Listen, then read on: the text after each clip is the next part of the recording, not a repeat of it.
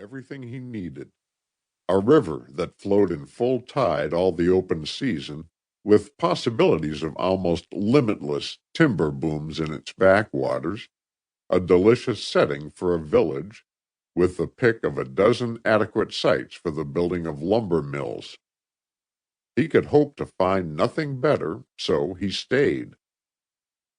His beginning was humble. He started with a horsepower saw pit and a few men up in the hills cutting for him. But he had begun his great struggle with fortune, and in a man such as nature had made him, it was a struggle that could only end with his life. The battle was tremendous, but he never hesitated, he never flinched. Small as was his beginning, 6 years later, his present great mills and the village of Malkern had begun to take shape. Then, a year later, the result of his own persistent representation, the Canadian Northwest Railroad built a branch line to his valley. And so, in 7 years, his success was practically assured. Now he was comfortably prosperous. The village was prosperous.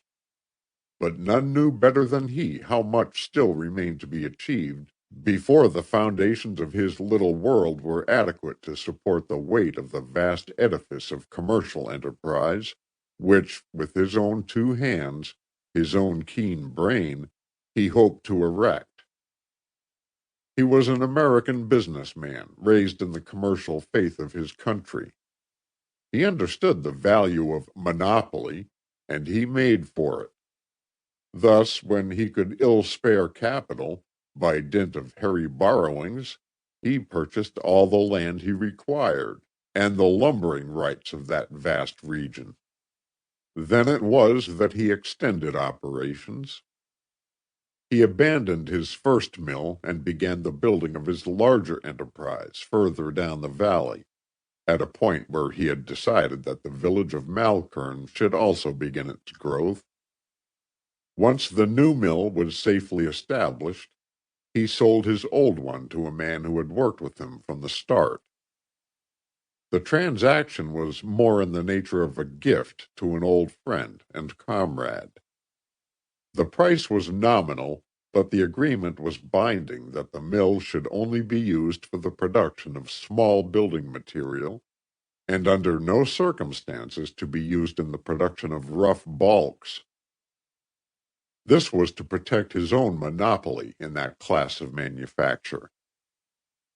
George Truscott, the lumberman with whom he made the transaction, worked the old mills with qualified success for 2 years.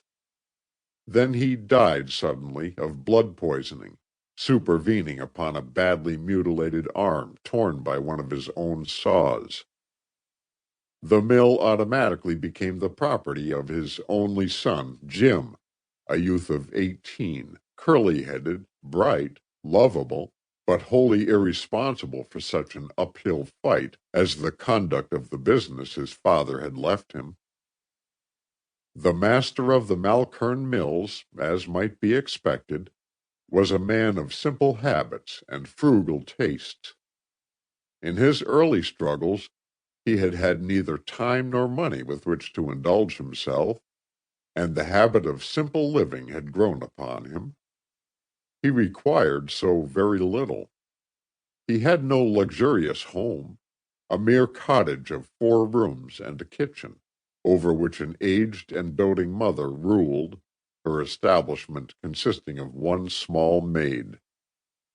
His office was a shack of 2 rooms, bare but useful, containing 1 chair and 1 desk, and anything he desired to find a temporary safe resting place for strewn about the floor, or hung upon nails driven into the walls.